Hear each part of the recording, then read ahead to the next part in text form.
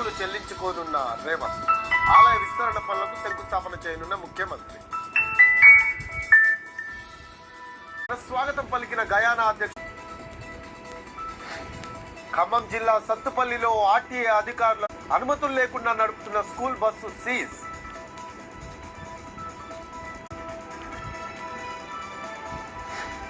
ఆదిలాబాద్ లో విషాదం. ఓ అధికారి క్వార్టర్ లో పడిపోయిన హోంగార్డ్ చనిపోయినట్లు నిర్ధారించిన రిమ్స్ వైద్యులు.